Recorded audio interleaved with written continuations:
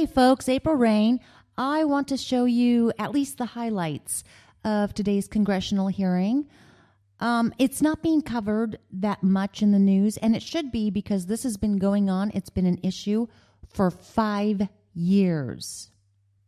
And they are just now, they being Wells Fargo, they're just now getting around to apologizing and kind of, sort of, but I get the feeling not really remedying the situation. So I've taken the highlights of it from today's hearing, which is September 29th. Enjoy. The chair now recognizes the gentlelady from New York, Ms. Maloney, ranking member of our Capital Markets Subcommittee. Mr. Stump, we know now that whistleblowers first contacted the Consumer Financial Control Board about the fraud at Wells Fargo in mid-2013. And you said in your Senate hearings last week that you first found out about the fake accounts in late 2013. And the LA Times article about the scandal was published in December 21st, 2013. I have right here your Form 4 filing, which I'd like to submit to the record. Without objection.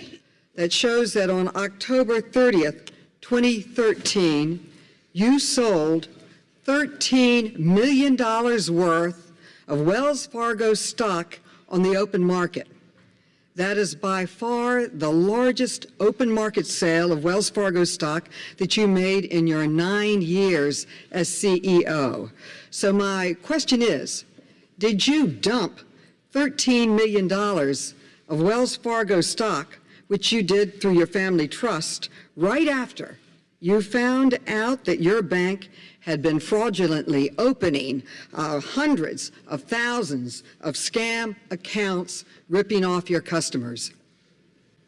Thank you for the question. First of all, the vast majority of our people go to work every day and try to do the right thing. Excuse me, that was not my question. But I'll get to Excuse me, my question was, did you dump the stock after you found out about the fraudulent accounts? Because it seems that the timing is very, very suspicious and it raises serious questions. I did not sell shares at the time because anything related to... But your Form 4 says you did sell the shares. I sold the shares. Today I hold 4 times as many shares as I'm required.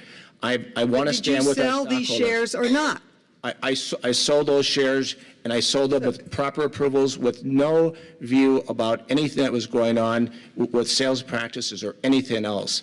Well, it seems very, very suspicious that your largest sale was right after your $1.8 trillion bank was turned into a school for scoundrels. You acknowledge that your bank fired over 5,300 people who got caught willfully defrauding your customers, and a recent lawsuit alleges that you fired even more people because they refused to willfully defraud customers. And then you blame the low-level people, you fire them, you make profits, then you dump the stock. So I just have to say that it seems that when you found out about the fake accounts, instead of helping your customers, you first helped yourself.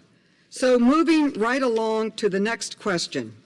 Mr. Stump, you've said that Wells Fargo is conducting a review of all accounts going back to 2009 in order to identify any scam accounts. But last week in the Senate hearings, you were asked if you would extend the review period to before 2009, and you refused to commit to extending the review period back to even earlier. So if you were presented with hardcore evidence that Wells was engaged in some of these practices, these illegal scams prior to 2009, would you change your mind about extending the review? Thank you for that question. We have agreed with our regulators to go back to 2011.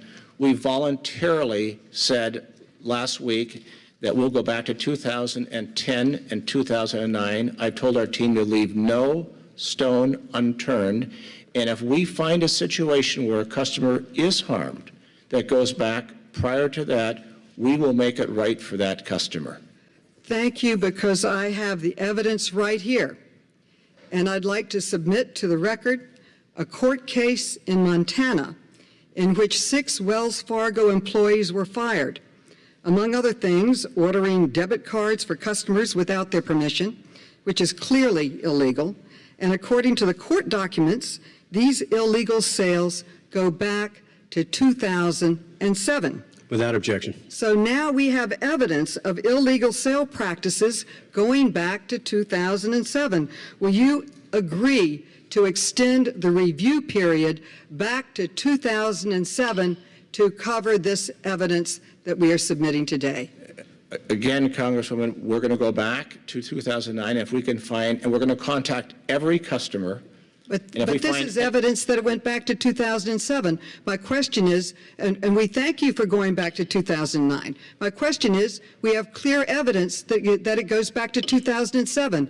Will you live up to your commitment of helping your customers that were defrauded with clear evidence back to 2007? We will go back, and if we find any evidence of any customer that was harmed to 2007 through our review, through 2009, we will take care of each customer.